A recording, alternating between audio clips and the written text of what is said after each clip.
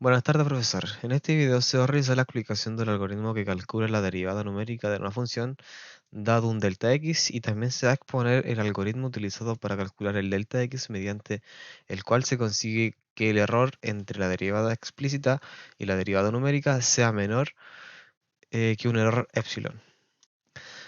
Para hacer el cálculo de la derivada numérica se hace una resta entre la función dada la suma de x y delta x y la función dado x. Este resultado se divide con delta x y se obtiene como resultado final la derivada numérica. En caso del primer algoritmo, se tiene que, dada la función de un punto x y el valor de delta x, se debe calcular la derivada numérica.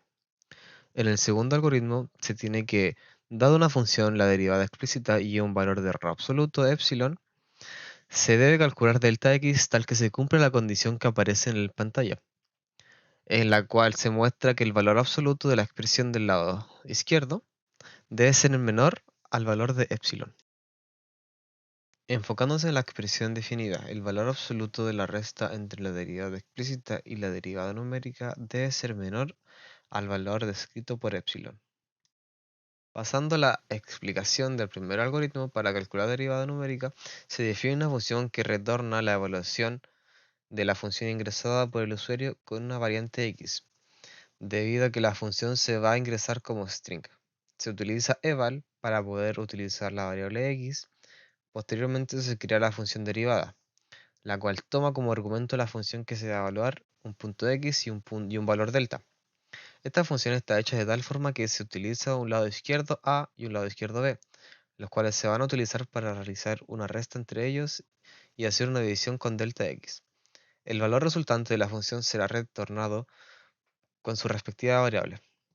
Luego de haber definido la función para el cálculo de la derivada numérica, se crea para la función el punto x y delta x un input para ingresar los datos por teclado. El punto x va a ser definido como float, al igual que delta x, mientras que no es necesario hacer esto para la función, ya que será evaluada posteriormente para su uso en la función definida antes. Con esto se muestra en pantalla la función escrita por el usuario, el valor de x, el valor de delta x y el resultado obtenido del cálculo de la derivada numérica con los datos entregados. Ahora se va a comprobar el funcionamiento del algoritmo con los siguientes valores.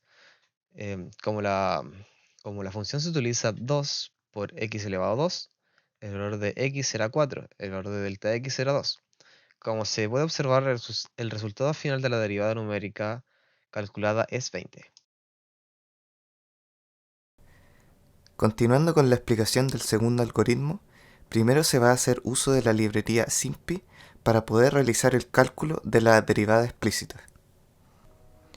Al igual que con el algoritmo anterior, se hace uso de una función que retorna la evaluación de la función ingresada por el usuario con una variable x.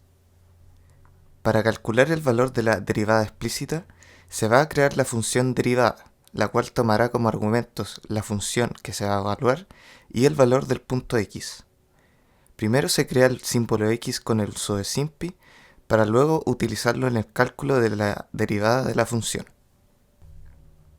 Este cálculo será expresado como string para poder evaluarlo posteriormente.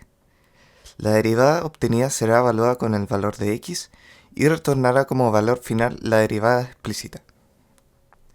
Luego de realizar el cálculo, se crea la función verificar desigualdad para conseguir el valor de delta x, con el cual se puede obtener un error menor que el valor de epsilon definido por el usuario. Como inicio de esta función, se hace el cálculo del valor absoluto entre la derivada explícita y la derivada numérica, en donde se hace una resta entre ellas dos. Para calcular la derivada explícita, se hace uso de la función definida anteriormente, y la derivada numérica se calcula con el uso de la función que realiza las evaluaciones. Posteriormente se hace uso de un ciclo while para comprobar de que el valor de la resta entre las dos derivadas sea mayor al valor de epsilon. Dentro del ciclo se hace el cálculo de la resta nuevamente y se cambia el valor de delta x por él mismo dividido en 2. Esto se hace hasta que el valor de la resta sea menor al valor de epsilon.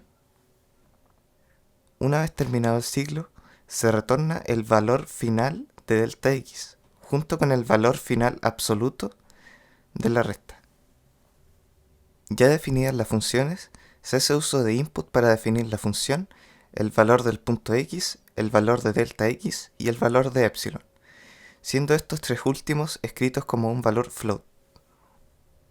Finalmente se muestra en pantalla el valor final de delta x y también el valor absoluto final de la resta realizada con los datos entregados anteriormente.